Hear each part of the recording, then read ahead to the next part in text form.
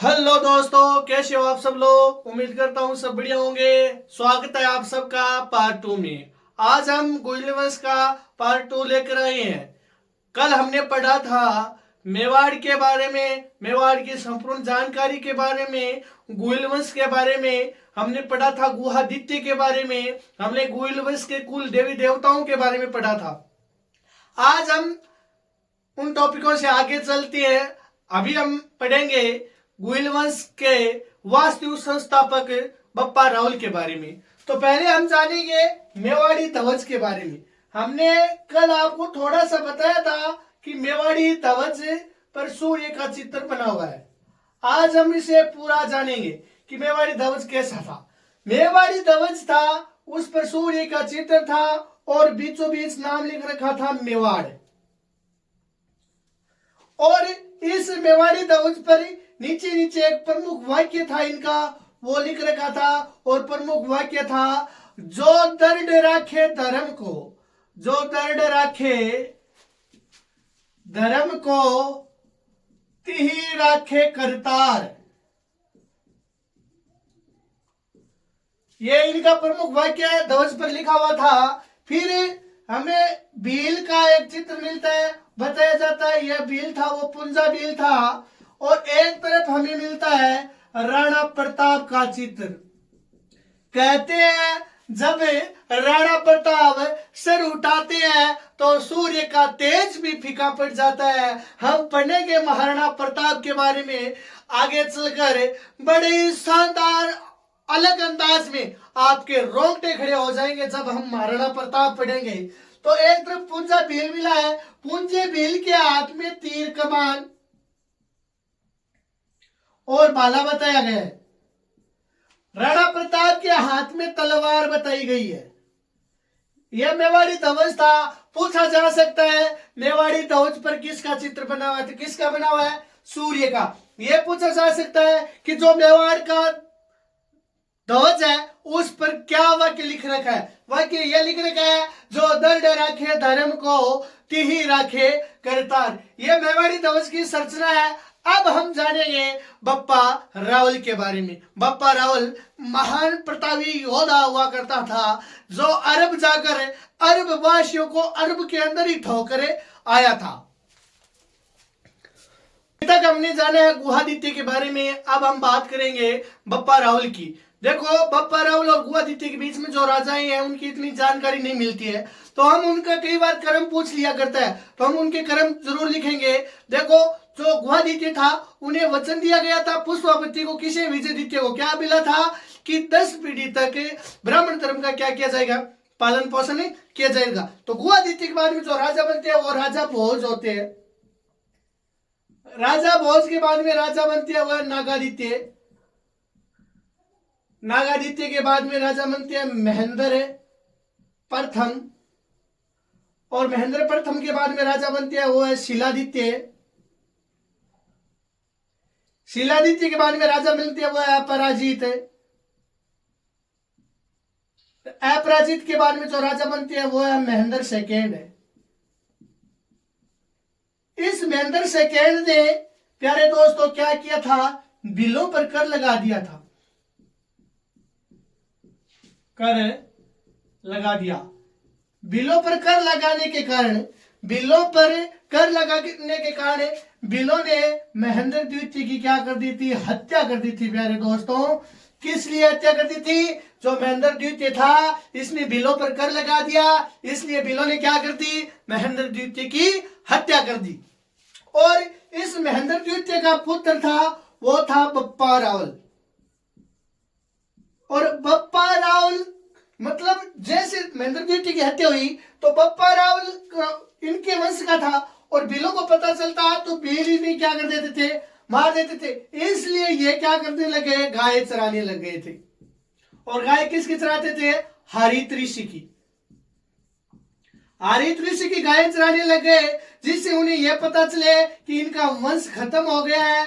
और वंश खत्म हो गया तो वह इनके पीछे नहीं आएंगे। इसलिए इन वंश को जीवित रखने के लिए बप्पा रावल क्या करते हैं, हरित ऋषि की गाय चराते हैं। बाद में इसे मेवाड़ का राजा बना दिया जाएगा, राज्य अभिषेक कर दिया जाएगा और भीलों के कल्याण के लिए कार्य करेंगे और भील वापिस राज्य हो जाएंगे और बप्पा रावल को मेवाड़ का क्या बना दिया जाएगा, राजा बना दिया जाएगा। तो अब मेरे प्यारे दोस्तों बप्पा रावल के बारे में जानेंगे तो रफ रजिस्टर कॉपी पेन केवल शांत जगह पर बैठ जाइए और दिमाग की बत्तियां खोल लीजिए, क्योंकि हम उस महान योद्धा की बात करेंगे जिसने अरब में जाकर अरब वासियों को ठोक दिया था, मौत की घाट सुला दिया था। वह बप्पा रावल जिसकी हाइट 9 फीट थी, वजन मानो पता ही नहीं कितना था, मिथक कई मिथक बताए जाते हैं। तो बने रहे वीडियो में और वीडियो को प्यारे दोस्तों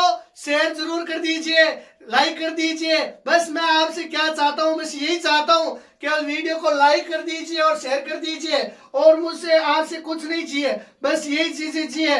आप मेरा प्यार बनाए रखें, मेरे पर आप अपना सहयोग बनाए रखें। तो शुरुआत करते हैं हम बप्पा रावल। बप्पा रावल का जो राज्यकाल रहा था वो बताया जाता है कि 734 ईस्वी से लेकर 753 ईस्वी तक, कुछ किताबें बताती है 764 ईस्वी तक, और कहीं ये पढ़ने को मिलता है कि बप्पा रावल का जन्म 713 ईस्वी में हुआ था और इनकी मृत्यु 810 ईस्वी में हुई थी। देखो ज्यादा तो नहीं है, कहीं कहीं हमें मिलता है। फिर बप्पा रावल की हम बात करें नामकरण की, यानी बचपन में बप्पा रावल का क्या नाम था, तो बप्पा रावल का जो मूल नाम था वो था कालभोज।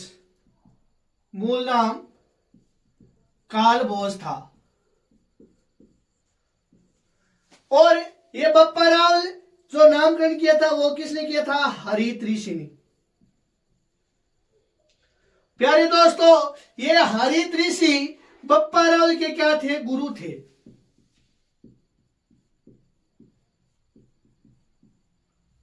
बप्पा रावल के हरित ऋषि थे, वो क्या थे, गुरु थे। इन्होंने उनका नाम लिखा था। ये नाम तो उनका बप्पा था, लेकिन रावल इनकी क्या थी, उपाधि थी। रावल क्या थी, उपाधि थी। और रावल उपाधि किसने दी थी, रावल उपाधि दी थी बप्पा रावल उपाधि किसने दी थी, हरित ऋषि ने दी थी। क्यों दी थी, क्योंकि जो अरब शासक जुनैद था, अरब शासक जुनैद को क्या किया था, जुनैद को पराजित किया था। इसलिए हरित ऋषि ने बप्पा रावल को रावल की उपाधि प्रदान की थी।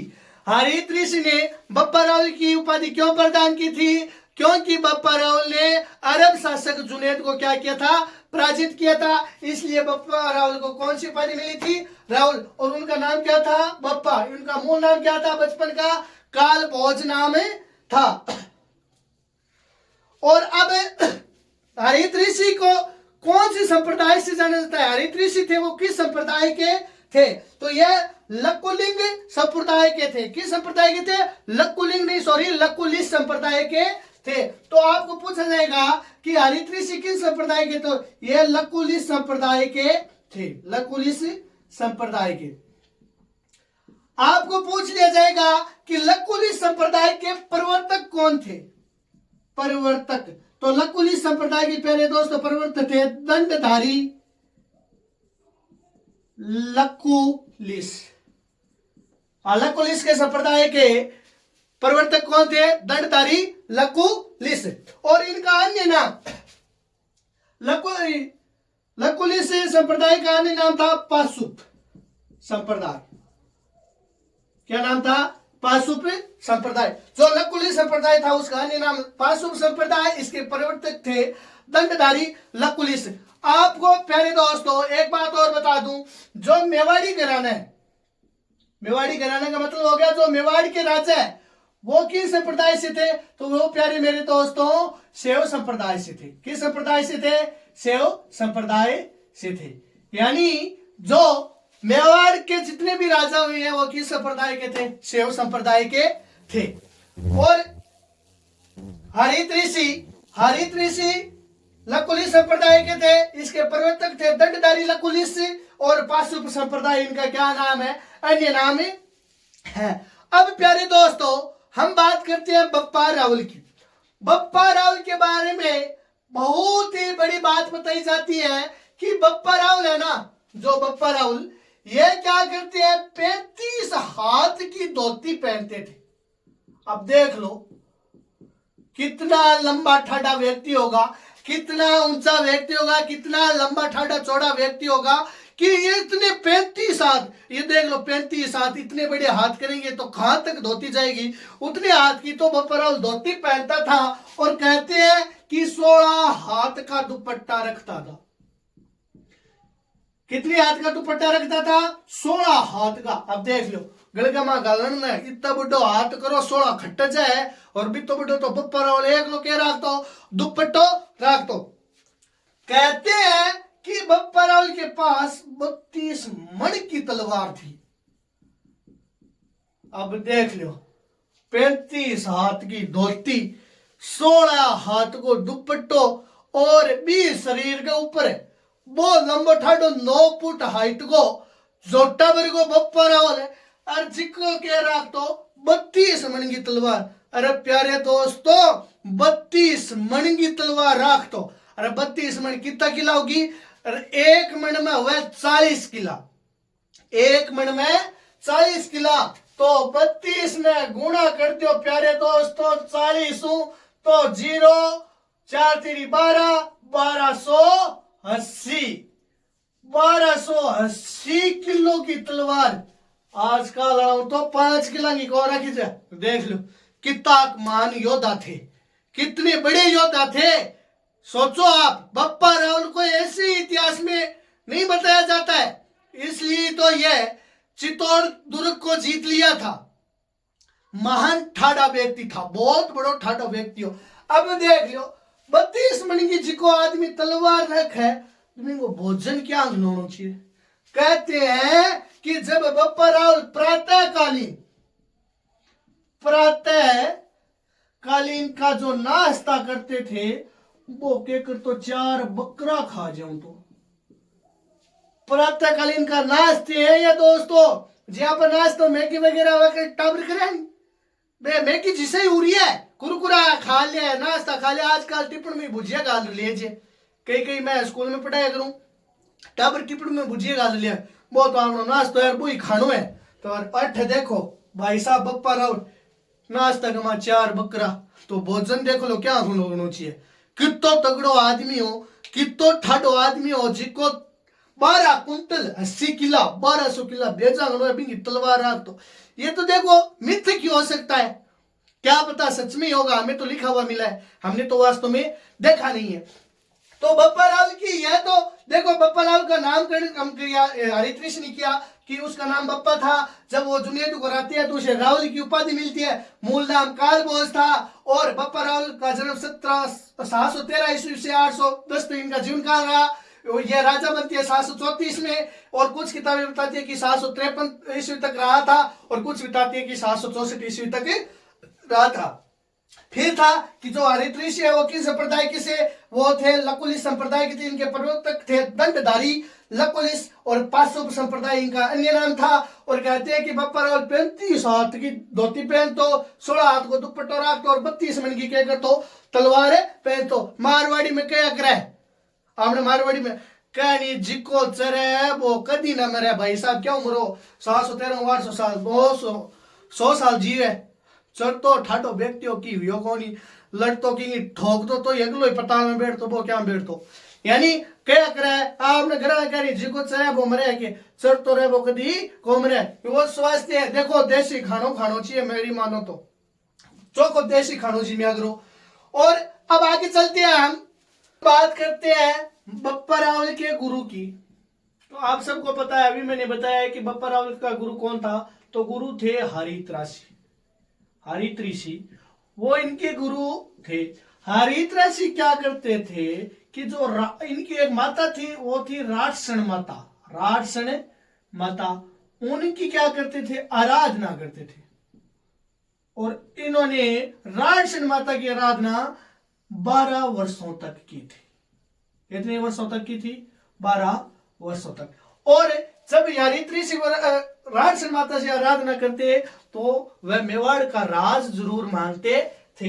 हरित ऋषि ने राजसन माता की आराधना 12 वर्ष तक की थी और बप्पा रावल ने हरित ऋषि की बप्पा रावल ने हरित ऋषि की सेवा 12 वर्षों तक की थी। देखो, बप्पा रावल ने तो हरित ऋषि की सेवा 12 वर्षों तक और हरित ऋषि ने राजसन माता की आराधना 12 वर्षों तक की थी। हरित ऋषि जब माता की आराधना करते तो वह मेवाड़ का राज मांगते थे और अंत में जो अंत समय आया तब हरित ऋषि ने जो मेवाड़ का राज मांगा तो राजसन माता का जवाब आया था कि आप शिव जी को प्रसन्न करो, बोले भंडारी को प्रसन्न करो, और बोले भंडारी अगर प्रसन्न हो गए तो आपको मेवाड़ का राज मिल जाएगा। आप सबको पता है कि जो बप्पा रावल थे वो क्या करते थे, उनका काम क्या था? हरित ऋषि की गायें चराना। और उस समय वो गाय 15 से 20 लीटर दूध दिया करती थी।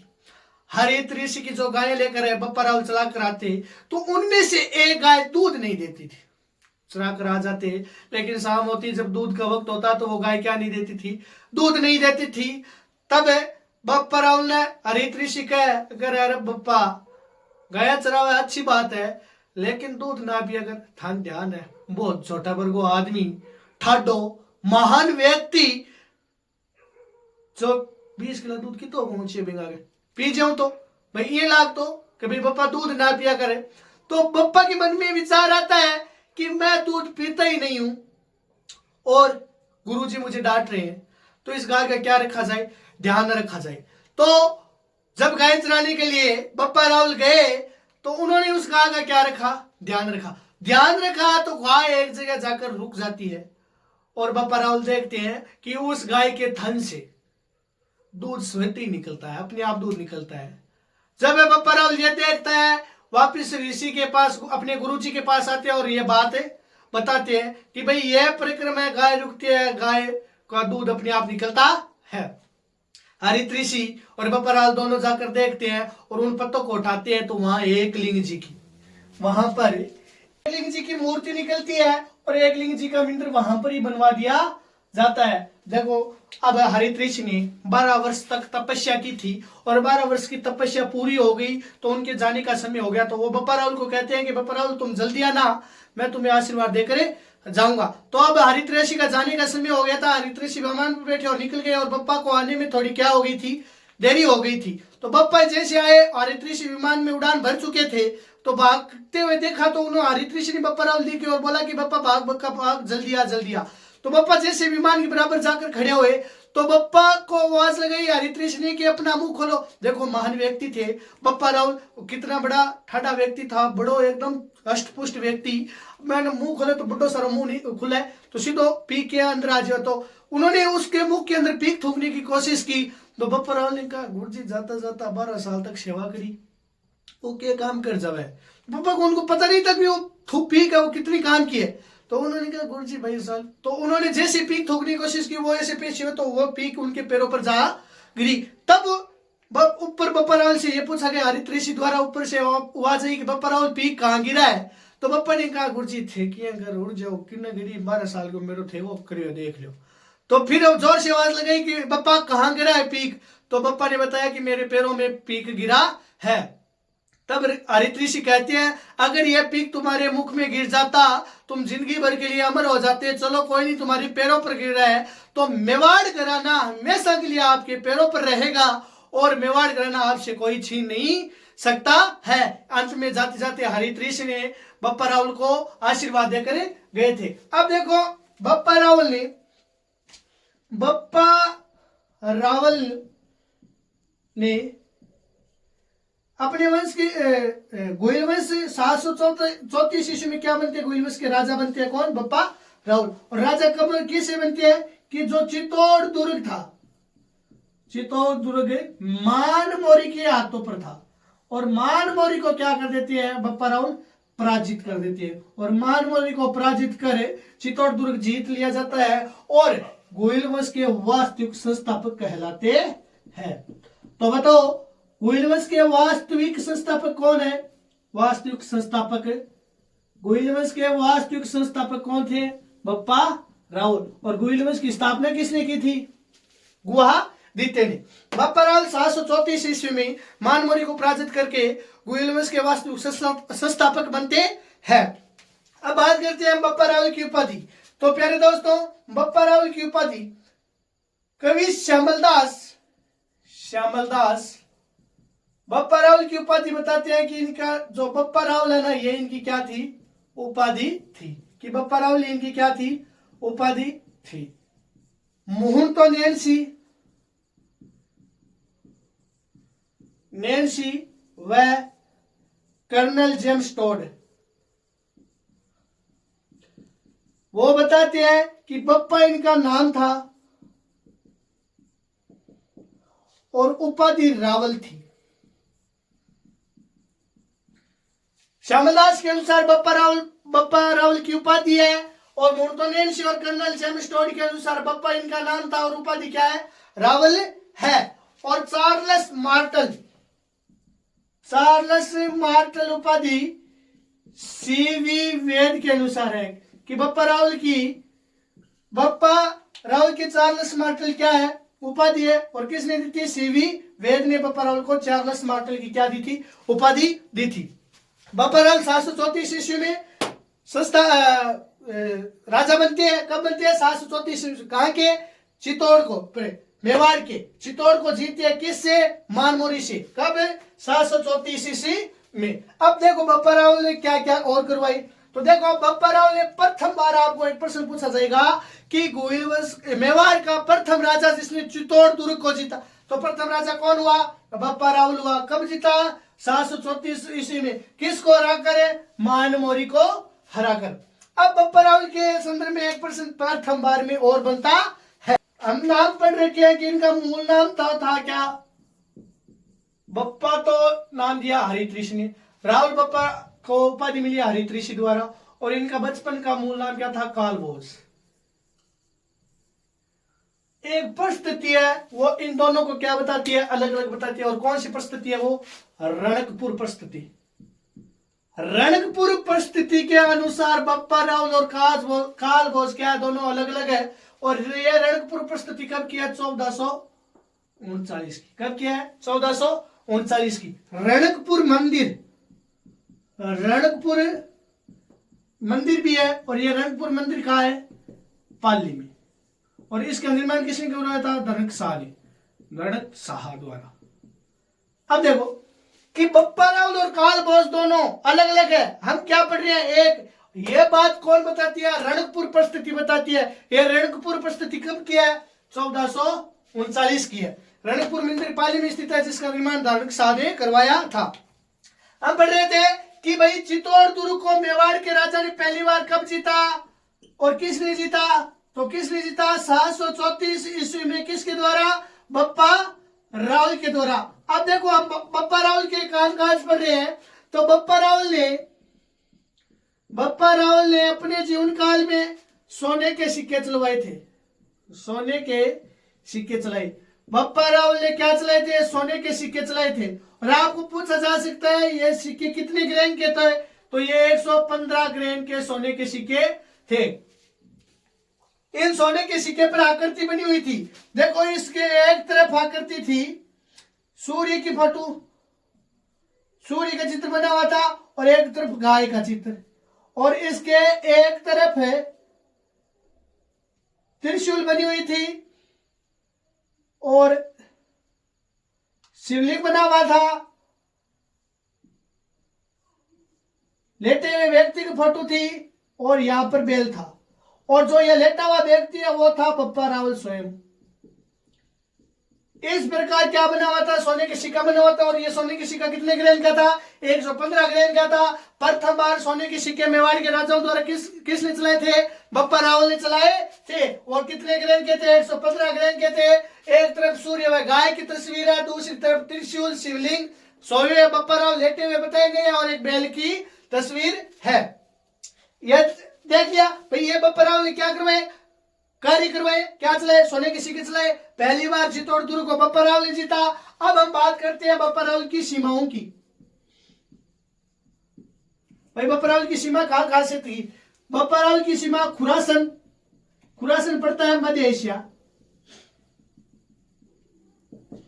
ईरान, इराक, रावलपिंडी, या रावलपिंडी बप्पा रावल के नाम से नाम पड़ा है रावलपिंडी। देखो इन्होंने सीमाओं का विस्तार रावलपिंडी पाकिस्तान तक किया था। कर्नल टॉड के अनुसार इनकी मृत्यु कहाँ हुई थी? इनकी मृत्यु हुई थी खुरासन में। मृत्यु कहाँ बताई जा रही है कर्नल टॉड के अनुसार? खुरासन में। अब देखो बप्पा रावल ने क्या क्या निर्माण कार्य करवाए, बप्पा रावल द्वारा करवाए गए निर्माण कार्य। तो इन्होंने क्या करवाया था? एक तो एकलिंग जी का मंदिर बनवाया, एकलिंग जी का मंदिर बनवाया। दूसरा इन्होंने सास बहू का मंदिर बनवाया। क्या बनवाया था? सास बहू का मंदिर। एक इनकी राजधानी, और इनकी राजधानी थी वो नागदा थी, नागदा। और इनका समाधि स्थल, समाधि स्थल नागदा उदयपुर में ही है। नागदा कहां पड़ता है? उदयपुर में। इनकी मूर्ति यानी जो बप्पा रावल की मूर्ति है वो कहां लगी हुई है? एकलिंग जी के मंदिर के परिसर में, एकलिंग जी के मंदिर के परिसर में क्या लगी हुई है? बप्पा रावल की मूर्ति लगी हुई है, परिसर में लगी हुई है। देखो बप्पा रावल ने एकलिंग जी का मंदिर का निर्माण करवाया, सास बहू के मंदिर का निर्माण करवाया, इनकी राजधानी नागदा, समाधि नागदा उदयपुर, मृत्यु एकलिंग जी के मंदिर के मृत्यु नहीं सॉरी मूर्ति, मूर्ति कहाँ है? मूर्ति इनकी लगी हुई है एकलिंग जी का जो मंदिर का परिसर बना हुआ है वहां पर बप्पा रावल की क्या लगी हुई है? मूर्ति लगी हुई है। इनको हमें एक शब्द देखने को मिलता है, इस जब मेवाड़ पढ़ते हैं, गुइलवंश पढ़ते हैं तो एक शब्द देखने को मिलता है और वो शब्द है आशंका लेना। तो ध्यान रखना इस शब्द का, आशंका लेना। आशंका लेने का मतलब होता है प्यारे दोस्तों अनुमति लेना। क्या होता है? अनुमति लेना। और अनुमति लेना का मतलब क्या होता है? देखो जब कोई मेवाड़ राजा जब रियासत छोड़कर बाहर जाता है तो ये अपने कुल देवता से या कुल देवी से क्या लेते हैं? अनुमति लेते हैं। कहते हैं कि मैं रियासत छोड़कर दूसरे काम के लिए बाहर जा रहा हूं, उसे हम क्या कहते हैं? आशंका लेना कहते हैं। और आशंका लेने का मतलब होता है अनुमति लेना। प्यारे दोस्तों अगर वीडियो अच्छा लगा है तो लाइक शेयर जरूर कीजिए और कमेंट करते रहिए। और देखो मैं आपसे यही चीज मांगता हूं, आपका सहयोग और आपका प्यार मेरे पर बनाए रखिए। हमने देखा है बप्पा रावल के बारे में, कहते हैं कि बप्पा रावल और काल बोस दोनों अलग अलग है। ये कौन कहता है? रणकपुर प्रस्तुति कहती है। और रणकपुर प्रस्तुति कब किया है? 1739 की रणकपुर प्रस्तुति है। अब मैं आपसे कुछ प्रश्न करता हूं, आप मुझे बताओगे कि गुइलों की चौथी शाखा किस किसने बताई है? जल्दी से कमेंट कीजिए, जल्दी से। गुइलों की चौथी शाखा किस किसने बताई है? तो प्यारे दोस्तों गुइलों की चौथी शाखा मैंने आपको बताया था मोंटो नैन्सी और कर्नल जेम्स टॉड। एक प्रश्न और बता दीजिए कि गुइलवंश का वास्तविक संस्थापक कौन है? गुइलवंश का वास्तविक संस्थापक जल्दी से कमेंट कीजिए, जल्दी से। गुइलवंश का वास्तविक संस्थापक मेरे प्यारे दोस्तों कौन है? बप्पा रावल। कौन है? बप्पा रावल। आप एक प्रश्न और बताइए, किस माता की आराधना की थी हरित्रिश ने? किस माता की आराधना की थी हरित्रिश ने? जल्दी से कमेंट कीजिए।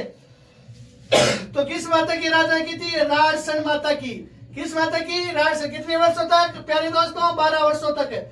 आपको मैं एक प्रश्न दे रहा हूं, आप कमेंट करके रखिए कि